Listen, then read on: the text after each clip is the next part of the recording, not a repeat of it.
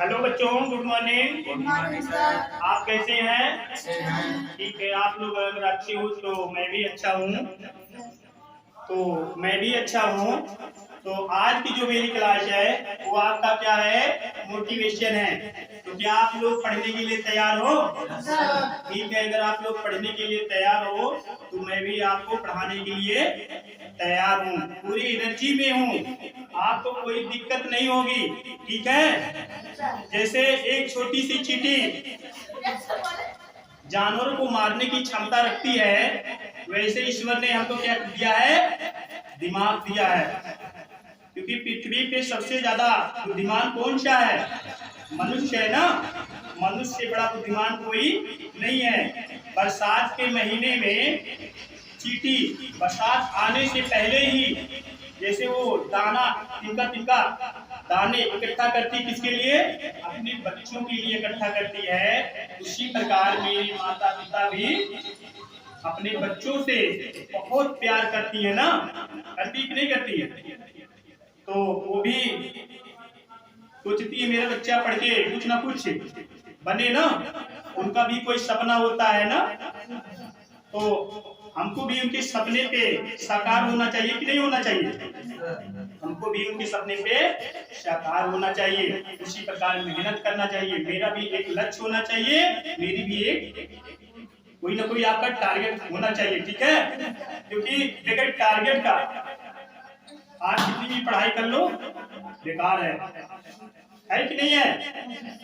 तो आप यहाँ पे बैठे हो ना, किस लिए बैठे हो? घर से वहां पे भेज दिए गए हो कि हम जा रहे हैं स्कूल।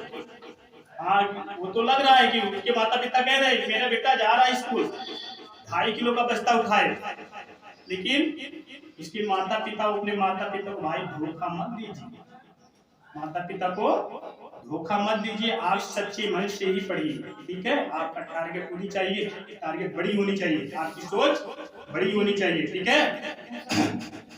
तो मैं आप लोगों को एक कहानी के माध्यम से समझाने का प्रयास करता हूँ और आप लोग ध्यान पूर्वक सुनना। अगर मेरी बात थोड़ा भी अगर दिमाग में घुस गई तो आप लोग आज से ही पढ़ाई करना चालू कर दोगे, इधर उधर नहीं घूमोगे। क्योंकि ठंड का महीना है, चल रहा है ना, ठंड का महीना चल रहा है। और यहाँ से जब जाओगे शाम को तो खाना खा के तुरंत कहाँ जाओगे? रजाई के अंदर घुस जाओगे। घुसोगे ना, सोचोगे लाओ मैं पढ़ लूं, लेकिन कहोगे चलो यार ठंड लग रही है, अभी नहीं पढ़ूंगा, बाद में। कहते हो कि नहीं कहते हो? लेकिन कहते हो सुबह पढ़ लूंगा, और सुबह रजाई में से मूड़ी से निकालोगे, लेकिन किताब को नहीं देखोगे। चलो फिर कहे चलो आज नहीं अगले दिन पढ़ लूंगा, फिर वही प्रक्रिया बार बार वही प्रक्रिया आती रहेगी। तो पढ़ाई कब करोगे? ऐसे धीरे धीरे क्या आ जाता है, पेपर आ जाता है। 1 महीना पेपर बचता है आपका, बचता है कि नहीं? आ रहा भाई हाई स्कूल का और इंटर का पेपर आने वाला है। तो सारे बच्चे, ठंड का माहौल चल रहा है, ऐसे ही कर रहे हैं और कुछ बच्चे पढ़ रहे हैं, कुछ यही प्रक्रिया अपना रहे हैं।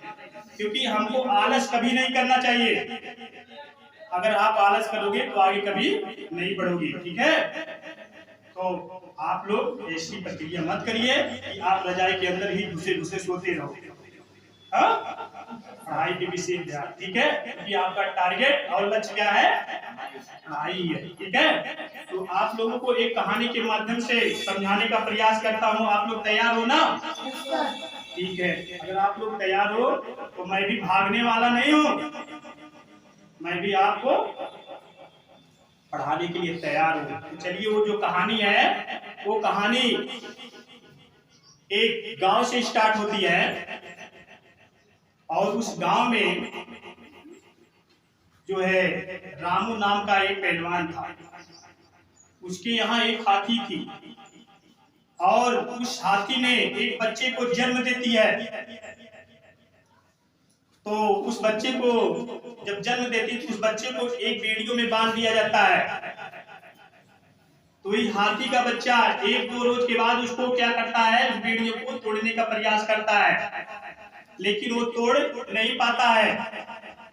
एक दांव किया, 2 दांव किया, 4 दांव किया, 5 दांव किया, लेकिन वो सफलता नहीं पाया।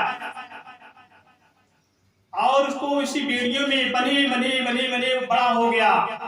कौन सा? हाथी का बच्चा। जब वो बड़ा हो गया तो ये पहलवान एक दिन मेला लगा हुआ था और गर्मी का महीना चल रहा था, तो उस पहलवान ने उस हाथी के बच्चे को, जो बड़ा हो गया था, उसको कहाँ ले जाता है? मेले में दिखाने के लिए। और जाते जाते गर्मी का महीना चल ही रहा था और उसको क्या करता है, एक पेड़ था और मोटी सी डाली थी, उसी डालियों में बांध देता है ना।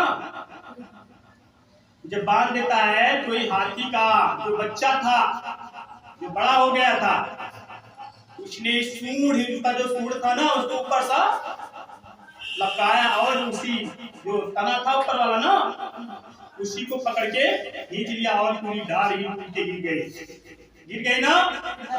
और जिसमें वो बना था वो भी खुल गया और बेड़ियां भी टूट गई। और वो आई तब तो उसको खुशी की लहर उसको दौड़ रही थी। किसको?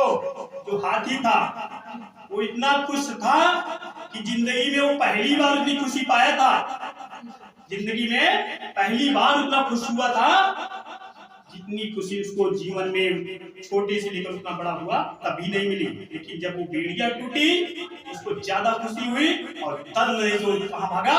सीधा जंगल की ओर। जब उस जंगल की ओर भागा तो पहलवान उसको पकड़ने का प्रयास किया, लेकिन पकड़ नहीं पाया।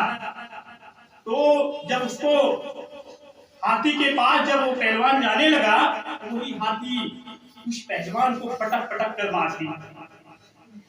तो उसने, उस पहलवान ने गांव वालों को जाकर बताया, भाई मेरी हाथी को पकड़वाओ, मेरी हाथी पागल हो गई। तो उस गांव वाले ने क्या जवाब दिया?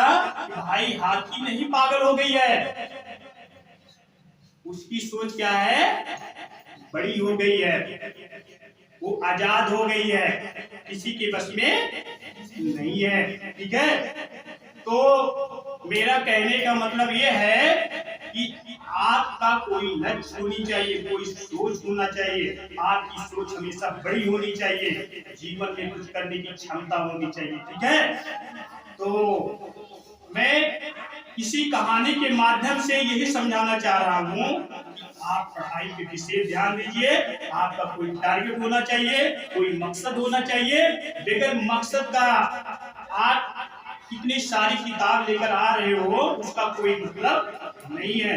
जब इसको पढ़ोगे नहीं, वहां से आए यहाँ पढ़ के बचता और यहाँ से ले गए घर पे पढ़े, तो आप उधर से आ रहे हो इधर से जा रहे हो, तो क्या कर रहे हो? सिर्फ बस्ते को उठा उठा कर पटक रहे हो, बाकी उसका कोई नतीजा नहीं निकल रहा है। आप एक टारगेट बनाइए जीवन में कि हमको कुछ ना कुछ जीवन में करना है, और किसके लिए करना है? अपने माता पिता के लिए। भाई तुम्हारा भी कोई सपना होगा कि बगैर सपने के आ रहे हो यहाँ पढ़ने, बगैर सपने के आ रहे हो नहीं। हर एक इंसान का कोई ना कोई सपना होता है। ठीक है, मेरा कहने का मतलब दोस्तों, आप भाइयों बच्चों, आप पढ़ाई पे विशेष ध्यान दीजिए। ठीक है, आपकी सोच बड़ी होनी चाहिए और अपने माता पिता के लिए अगर थोड़ा भी रहम होगा, अगर कुछ करना चाहते हो तो आज के बाद अपने जीवन में संकल्प कर लो कि हमको सिर्फ पढ़ाई ही पढ़ाई करनी है। ठीक है, अगर आप लोगों को ये वीडियो अगर अच्छी लगी हो तो आप अपने दोस्तों में, अपने भाइयों में जो है इस वीडियो को लाइक और शेयर करिए।